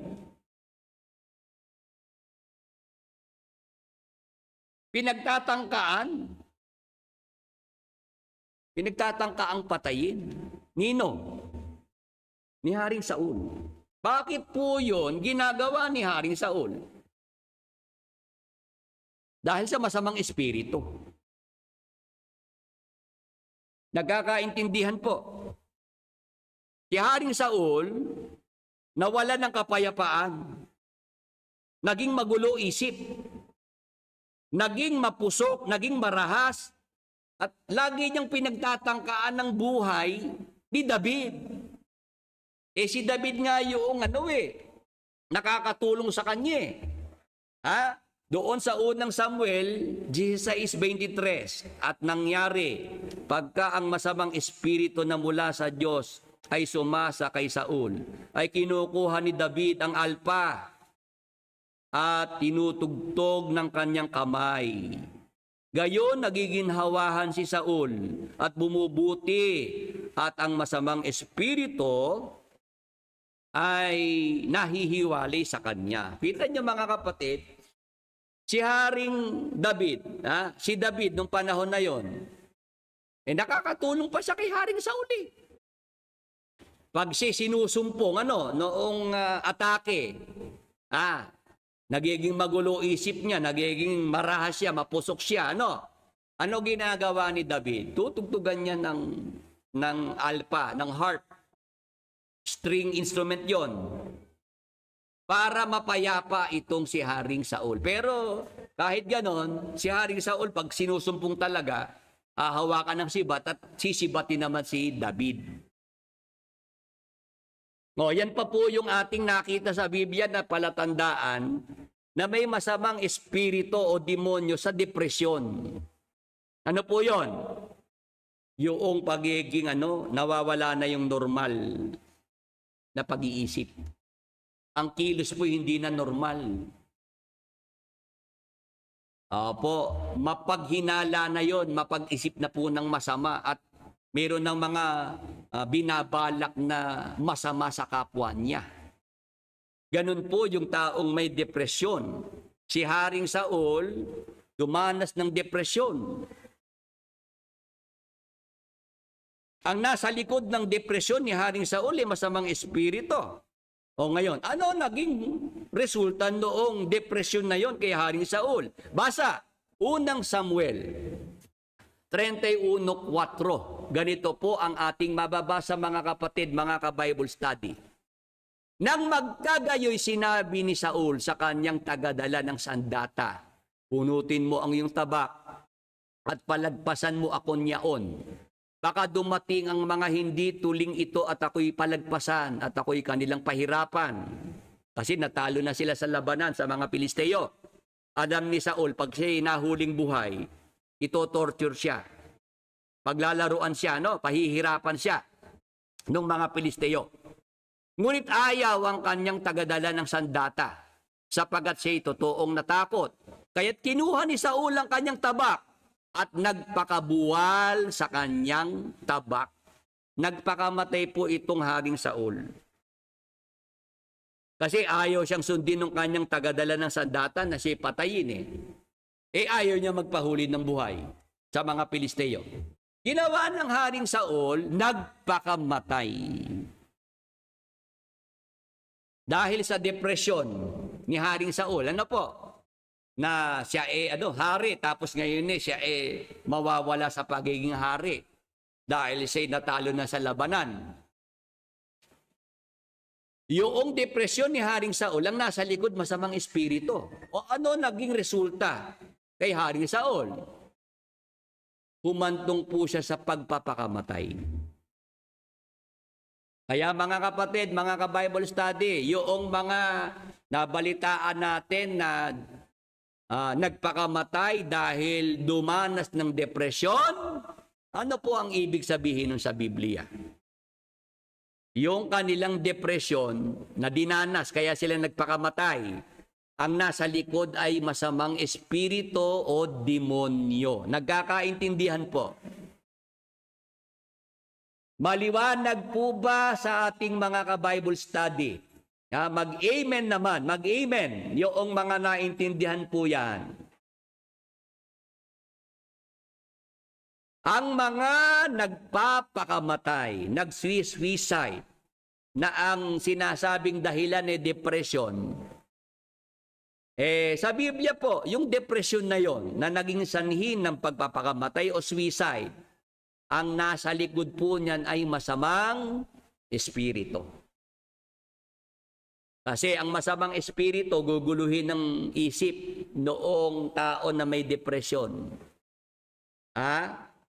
Makakaranas siya ng kaguluhan ng pag-iisip, wala ng kapayapaan ng puso niya, lagi na lang siyang nag-aalala, lagi na lang siyang walang tiwala, mapaghinala sa kapwa, lagi na lang ang tingin sa sarili, mababa, walang kwenta na yung buhay niya, wala nang halaga ang buhay niya.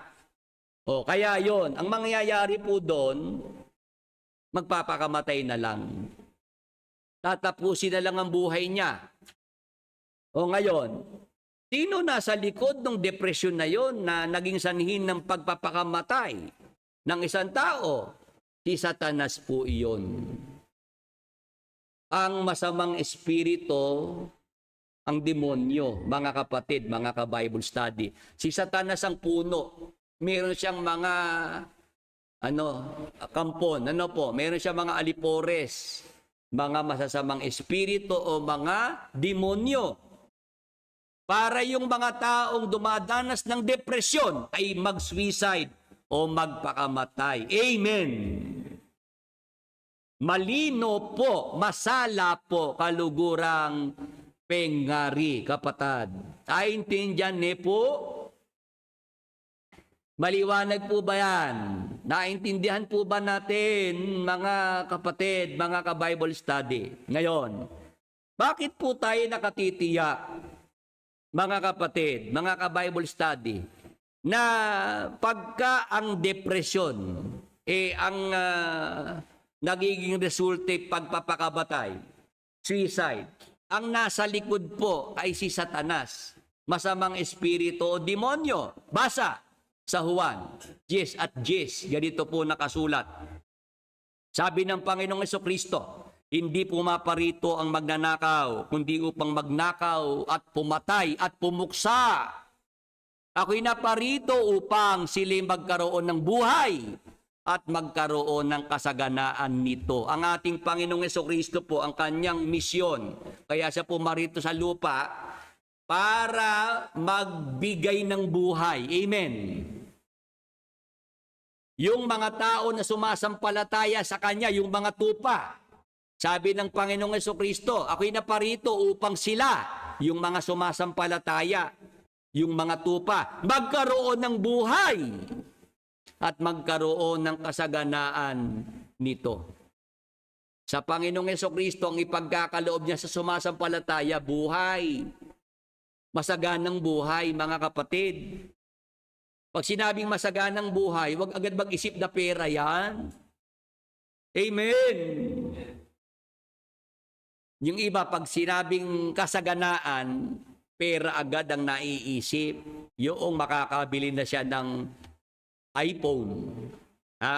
Makakabili siya ng luxury cars. Yun agad ng kasaganaan. Yun agad ng masaganang buhay sa kanila. Hindi po ganon. Ang masaganang buhay, mga kapatid, ganito. Pagka oras ng almusal, meron kang almusal sa mesa. Amen. Pag oras ng tanghalian, meron kang pananghalian sa mesa. Amen. Pag oras ng hapunan, meron kang panghapunan sa mesa. Amen. Masaganang buhay na yun. Hindi ka nagugutom. Amen. Yung meron pang merienda pang na extra merienda, po? Masaganang buhay na yun, nakakapag-merienda pa. Kasi marami po, hindi na nga nakakapag-almusal eh. Marami nga, hindi na nga nakakakain eh. Tama po. Eh, buti nga tayo nakakakain pa. 3 beses ang araw. Nakakapagmerienda pa.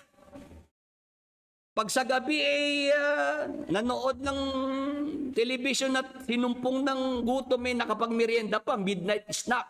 Tama po. Masaganang buhay na yun. Sa isang tao na natuto ng pagiging kontento. Amen. Amen po ba sa mga ka-Bible study natin? Ako kasi, yan ang aking natutunan, makontento sa buhay. Kaya ako po, naniniwalag ako po ay nabubuhay na masagana. Kasi kontento ako eh. O meron akong sasakyan, service car. 11 taon na. Kontento ako dyan. Bakit? Abi, nasasakyan ko pa eh. Nakakarating pa ako sa mga pinupuntahan ko eh. Amen. Ganun ang buhay na masagana.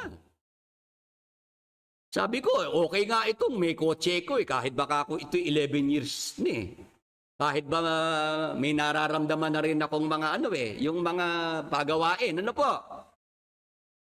Sabi ko, tumatakbo pa naman. Ako yung iba nga walang sasakyan eh. Ako'y meron eh. Di ako pinagpala na rin. Amen.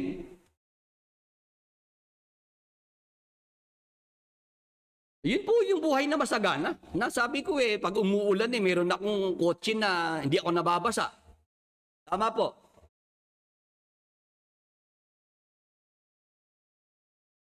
Hindi ka ako kailangang maglakad. Meron namang sasakyan eh. Tama po. Hindi ko kailangang mag-commute. Meron namang sasakyan. Kontento ako dun mga kapatid. Hindi ko kailangang magsabi sa kapatid, mga kapatid, kung ang ibang mga mangangaral na nagpapakilalang sugo ay naisasakay sa bulletproof. Kasi ganyan nila dinali nung araw yung mga miyembro eh. Mga kapatid, papayag po ba kayo ng kapatid na Ele ay hindi natin maisakay sa bulletproof na sasakyan? Ganon yung mga nangampanya nung araw sa MCGI eh. Kung yung mga ibang pastor dyan ay nagagawa ng mga miyembro na maipasakay sa bulletproof na kotse, ang kapatid na Eli pa ang hindi natin maisakay sa bulletproof na sasakyan. Nakita niyo po mga kapatid yung estilo ng pambubudol.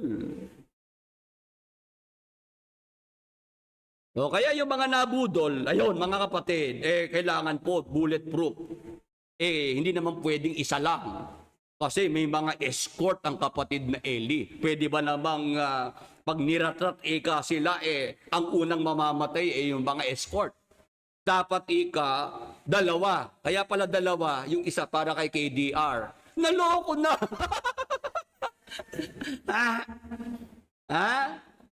Ganon nila dinali mga kapatid Alam ko Kailangan dalawa ang bulletproof. Pwede ba na namang ang kapatid na Eli lang?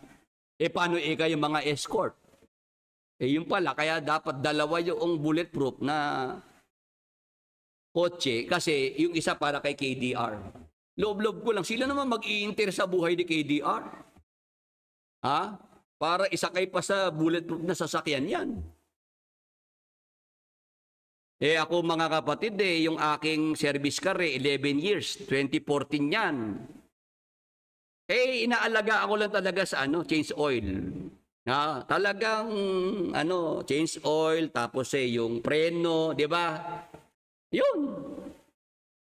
Magagamit mo ng matino, ng maayos.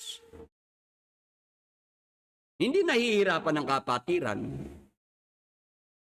Kasi kontento ako doon sa aking service car. Yun ang buhay na masagana, mga kapatid. Take it from me. Ganun po yung aking naranasan sa sinabi ng Panginoong Jesucristo Yung mga sumasampalataya sa Kanya, magkakaroon ka ng buhay na masagana. Ako po, yung sinasabi ko na pag oras ng pagkain, nakakakain naman si Brad Willie. Pag minsan yung aking anak Daddy, medyo mainit ang panahon. Ano ibig mo sabihin, anak? Baka naman pwede tayong mag-ice cream. Oh, ganun pala, ice cream. Bibili po ako noong tig 99 pesos. Ha? Yung Selecta. Ayos na. Kami magtatay. Ganun lang ang buhay namin eh. Pagka naglambing yung aking anak ng ice cream, sige, ice cream. May 99 pesos na dyan sa Alphamart, bibili lang ako ng 99 pesos. Nakapag-ice cream kami. Hindi naman kailangan yung ice cream namin yung magkano? Yung 300, ano po? Hindi kailangan yun. Ganun lang mga kapatid. Ba't ko gugustuhin pang ako'y mag-cellphone na yung iPhone? Importante sa cellphone, matawagan ka. Makapag-text ka, makapag-chat ka, o kaya magamit mo sa Facebook Live. Ano po? Yun lang. Hindi nga ako bumibili ng cellphone mga kapatid.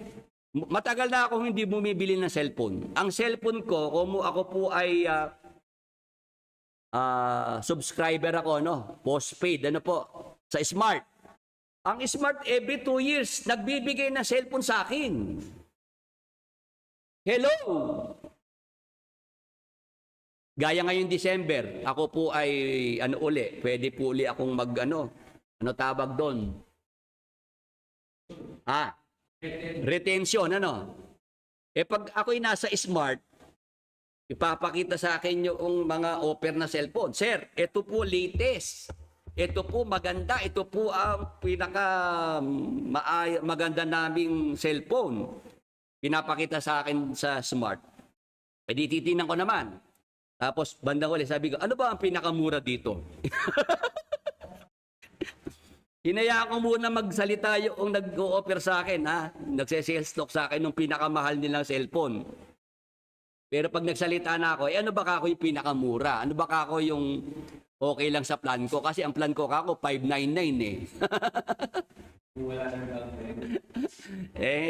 ganun lang ako mga kapatid. Cellphone kasi yan, hindi ko naman ginagamit sa games. Talagang pantawag lang. Kaya yung cellphone ko tumatagal pagka po sa December, na-issuehan ako ng panibagong cellphone. Yung luma kong cellphone, nagagamit ko pa rin. Kasi hindi ko naman ginagamit sa ibang bagay. Hindi naman ako kailangan mag-cellphone na malaki ang memory card kasi may mga games na i-install. Hindi. Ganon kasimple ang buhay ng isang Brother Willie Santiago. Pagka kayo po ay nakarating dito sa December 28 sa pasalamat, book launching rin ng ating libro. Makita niyo po yung sinasabi ni Brother Willie Santiago. Totoo. Kasi kailangan matutunan ng Kristiyano yung contentment para masabi mo na ikaw ay nabubuhay na masagana. Ang buhay na masagana, yung kasama mo, pamilya mo, masaya kayo, hindi nagkakasakit. Healthy ang pamilya, walang nauospital. Masaganang buhay na yon. Amen. Amen po ba sa mga nandito sa online?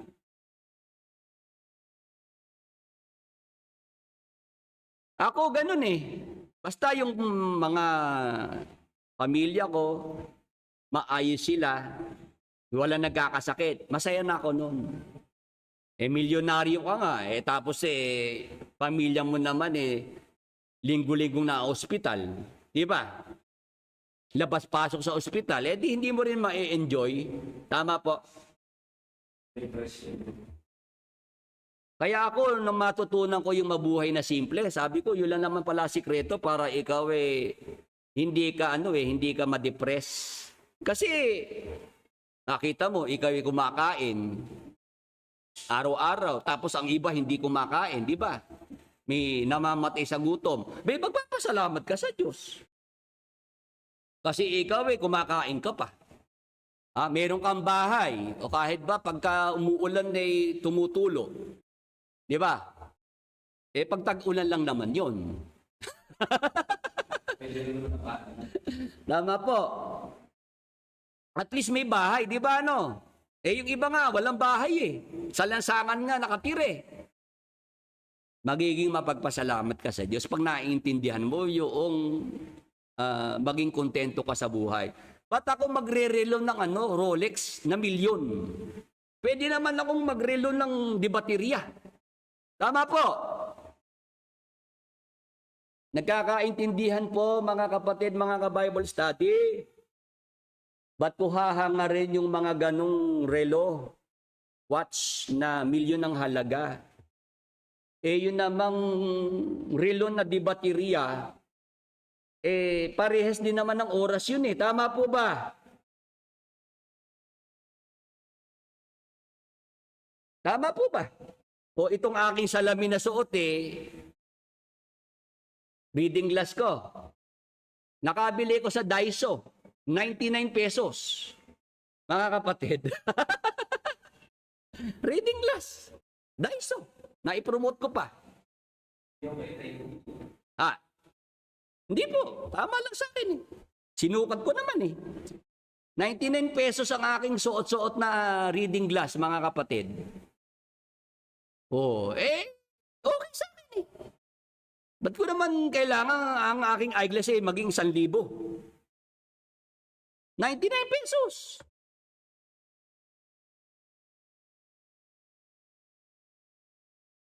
Ngayon, ang punto ko ganito. Si Jesus Christ, ang kanyang ibinibigay sa mga sumasampalataya, buhay. Masaganang buhay. Ngayon, mayroong kontra kay Jesus Christ. May salungat kay Jesus Christ yung magnanakaw. Ang magnanakaw, sabi ng Panginoong Jesucristo, ang gawain, hindi lang upang magnakaw. Pumatay at pumuksa. Ang magnanakaw na binabanggit ng Panginoong Jesucristo, ang ginagawa hindi lang magnakaw. Pumatay at pumuksa. Sino yung magnanakaw na yon? Basahin natin. Na pumapatay at pumupuksa. 8:44 ng Juan. Kayo'y sa inyong amang dyablo. At ang mga nais ng inyong ama ang ibig ninyong gawin. Siya'y isang mamamatay tao, buhat pa ng una. Mga kapatid, mga ka-Bible study, sino po yung mamamatay tao? Pumupuksa ng mga tao. Si Satanas po yun, ng dyablo. Kaya yung mga nagpapakamatay, nagsisuicide dahil sa depresyon, sino po nasa likod noon, mga kapatid? Ang dyablo, si Satanas, ang masasamang espiritu o ang mga demonyo. Amen. Kaya po mga kapatid, pagka tayo may mga nakakausap, kaibigan ka mag-anak, parang gusto ko nang magpakamatay, gusto ko nang wakasan ng buhay ko, sawayin nyo agad. Pagsabihan nyo, masama ang naiisip mo na yan. Demonyo nagpapaisip sa iyo niyan.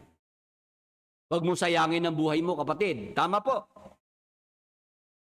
Pagsalitaan natin, hindi yung aayunan mo pa. Talaga sa pamilya natin, lahi natin nagpapakamatay. Pagsabihan mo, ay masama yung naisip mo na yan. Demonyo nagpapaisip sa iyo niyan. Takwil mo, demonyo. Para masagip natin yung tao. Numisan po kasi, meron akong kaibigan hindi makatulog. Sabi sa akin, pwede ba kita makausap? Pwede naman, inaantok na nga ako Ano ba yon? Kasi ika, di ako makatulog Bakit? Ano nangyari? Meron kasi akong nakilala sa Facebook, sa Messenger. Nagsasabi sa akin ng mga problema niya. Problema sa asawa.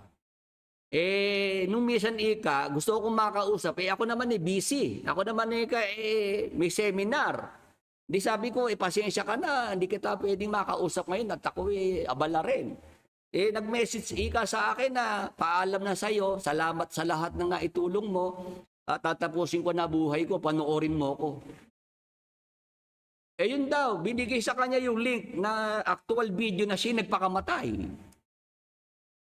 Eh di yung kaibigan ko hindi makatulog at parang siya parang yung sarili niya ang na kinausap ko lang sana pala baka hindi nagpakamatay. Sabi ko na sa kaibigan ko, pasensya ka na ha, yung kakong nagpakamatay na yun, hindi matinong isip nun. Kung siya matino, hindi niya gagawin yun, sabi ko. Pero yung mukha ko dahil hindi mo lang siya nakausap nagpaalam na sa'yo at siya magpapakamatay at panoorin mo pa yung kanyang gagawin.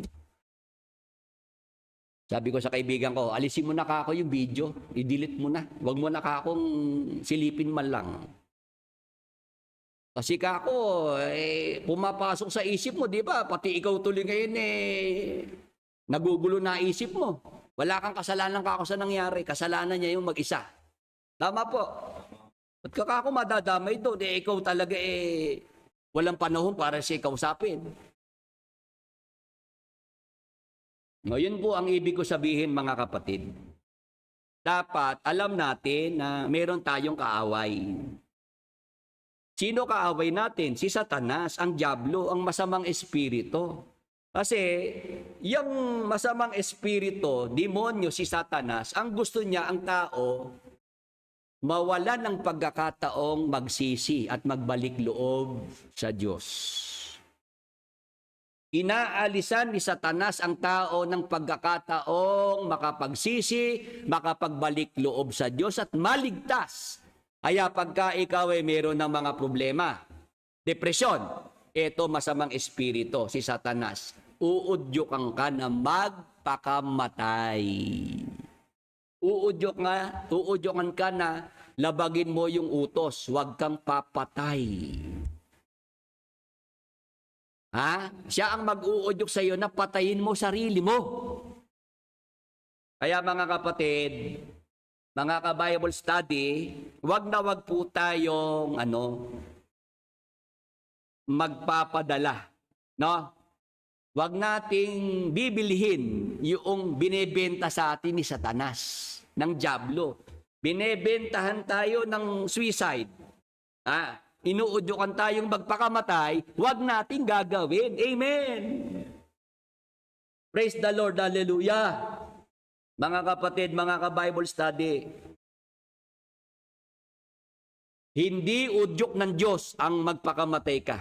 Udyok yan ng Satanas, ng diablo, ng masamang espiritu, ng demonyo. Ngayon, ang ating tanong ganito, papaano mapagtatagumpayan ang masamang espiritu na nasa likod ng depresyon? Dahil pala ang masamang espiritu, demonyo, si Satanas, ang diablo, ang nasa likod ng depresyon na nagiging sanhi ng suicide o pagpapakamatay. Paano natin mapagtatagumpayan yan? Yang masamang espiritu na yan na nasa likod ng depresyon. Yan ang ating itutuloy. Next Sunday po. November 30. Last Sunday po November 30. Ipagpatuloy po natin ang ating paksang ito. Ngayon, yung ating mga prayer requests, bigyan na po natin ngayon ng pagkakataon bago po tayo tuluyang magtapos sa ating Bible study. Pakibigay po ang pangalan ng tao na may sakit, kung ano po ang sakit karamdaman noong tao. Para po hindi na po tayo masyadong magtagal dito sa ating paghihintay sa mga prayer requests.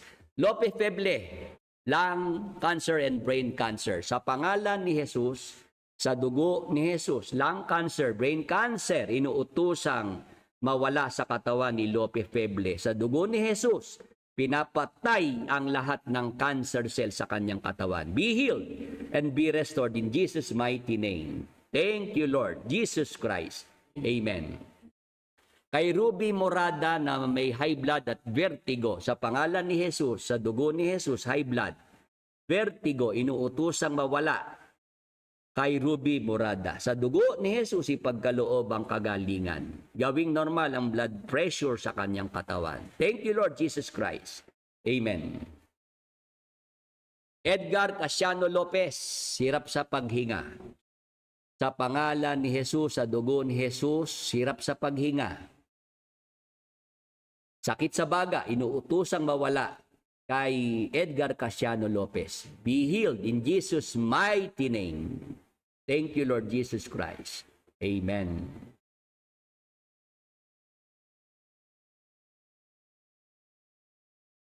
Sige po, meron pa po ba diyang mga prayer requests ang ating mga kasama? Yun po ang mga nagtatanong po sa ating libro, yung Pinoy Walking Bible. Yung mga nasa abroad, paano ro makakarating? Kasi merong nagtatanong, taga-Canada po ako, Brother Willie. Paano po ako magkakaroon ng kopya ng inyong libro na Pinoy Walking Bible? Nakipag-usap po kasi si Brother Edwin sa LBC. Ito palang LBC, partner po niya ang DHL. Apo, kaya sa pamamagitan po ng DHL, kayo nasa abroad, pwede pong makarating sa inyo ang libro na ito na Pinoy Walking Bible. Tapos, yun namang mga narito sa Pilipinas, tinatanong ng shipping fee. Kasama raw po ba sa 499? Hindi po, yung 499 para po sa libro yan. Ngayon, sa LBC po, pagka po doon nyo pipick upin ang libro, saka po kayo magbabayad ng shipping fee. Kaya sa LBC nyo na po malalaman kung magkano po ang shipping fee. Amen. Naintindihan nyo na po ba yan, mga kapatid, mga ka-Bible study, habang hinihintay natin ang mga prayer requests? Yung libro po, linawin ko lang. Bakit may bayad ang libro? Kasi may natitisod.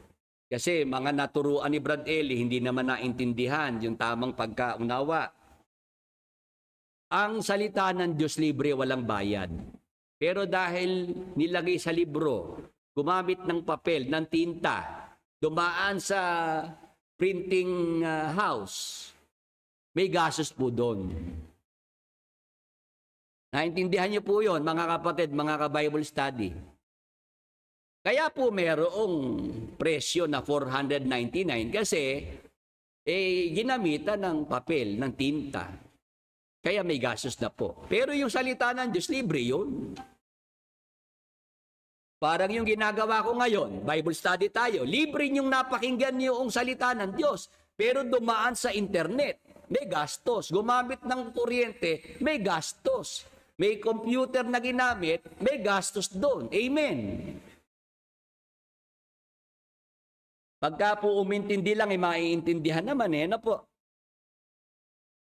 Ngayon, sige po, gawin na po natin ang commanding prayer para sa lahat. Kayo na po magsabi kung ano pong mga sakit karamdaman yan. Sa pangalan ni Jesus, sa dugo ni Jesus, inuutusang mawala, umalis ngayon sa ating mga katawan, sa ating mga mahal sa buhay, anumang sakit, anumang karamdaman. Sa pangalan ni Jesus, sa dugo ni Jesus, kagalingan, kasiglahan at kalakasan na ipagkaloob sa ating mga katawan, sa ating mga mahal sa buhay. Be healed in Jesus' mighty name. Thank you, Lord Jesus Christ. Amen. Sa mga tumanggap ng kagalingan, instant healing or gradual healing, magpasalamat po tayo sa ating Panginoong Hesus. Gawa po tayo ng video testimony bilang pasasalamat sa ating Panginoong Hesus Kristo. May humabol pa, Ruben Abuan, high blood. Sige po, sa pangalan ni Jesus, sa dugo ni Jesus, high blood, inuutusang mawala kay Ruben Abuan. Sa dugo ni Jesus, ipagkaloob ang kagalingan, normal na blood pressure sa katawan. Ruben Abuan, be healed in Jesus' mighty name. Thank you, Lord Jesus Christ. Amen. Sa lahat po ng ating mga nakasama ngayong umaga, salamat po sa inyong oras, sa inyong pakikipag-aral sa atin ng mga salita ng Diyos. Salamat din po sa inyong suporta na ipinagkakaloob sa programa. Salamat din po sa mga interesado po na suportahan ang ating libro, Pinoy Walking Bible, ang paglalakbay ni Brother Willie Santiago. Meron na pong mga orders tayo. Siguro po mga nasa 50 na. Meron na pong mga 50 ang nagpareserba ng ating libro na ito. Kasi po ito'y 500 copies. 500 copies po ang ating ilalabas. Sa awa po ng Panginoon, ano na po, 50 piraso na po ang naipapareserba noong mga nagkaroon po ng interes. Salamat po sa inyo, sa inyong pagtangkilik. Hanggang dito po ang ating Bible study ngayong umaga at inaanyayahan ko po ang lahat ng narito para po sa isang panalangin ng pagpapasalamat sa Panginoon. Manalangin po tayo.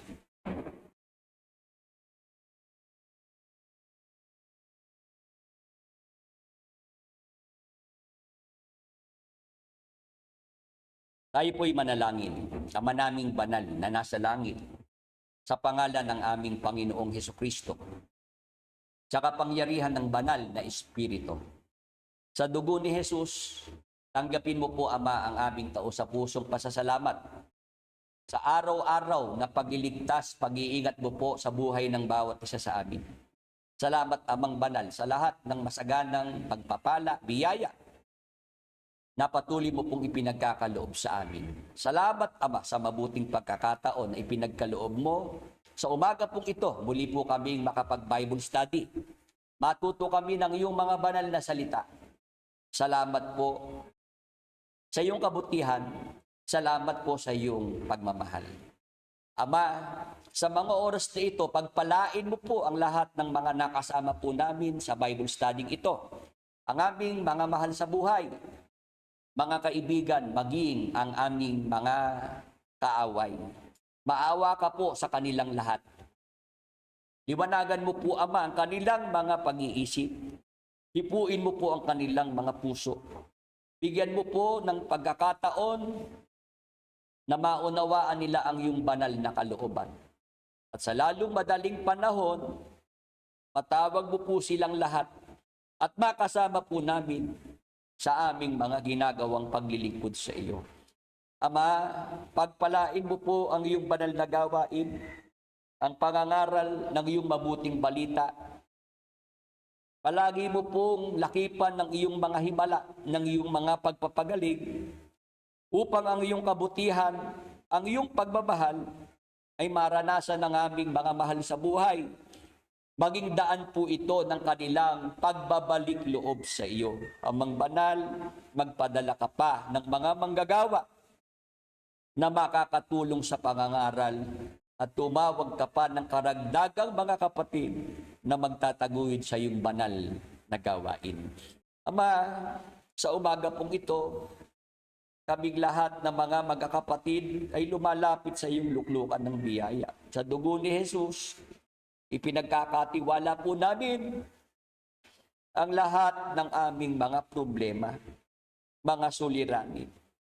Ikaw na po, Ama, ang magbigay ng mga solusyon sa mga problema na pinagdaraanan po namin sa buhay na ito.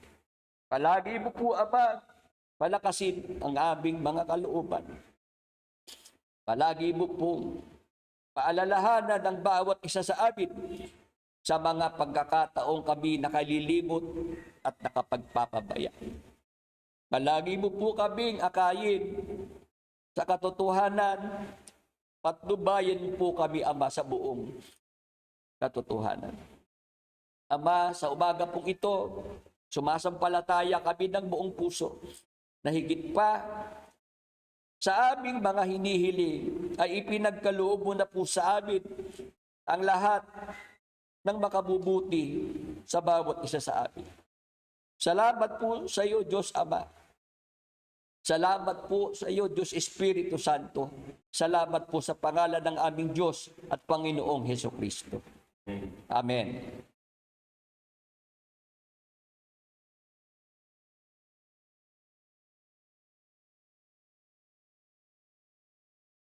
Salamat po sa lahat ng ating mga kapatid, sa lahat ng ating mga ka-Bible study. Hanggang sa susunod pong linggo, kung loloobin ng Panginoong Diyos, magkasama-sama po muli tayo sa pag-aaral ng mga salita ng Diyos. Paalam na po sa inyong lahat. Magandang araw po.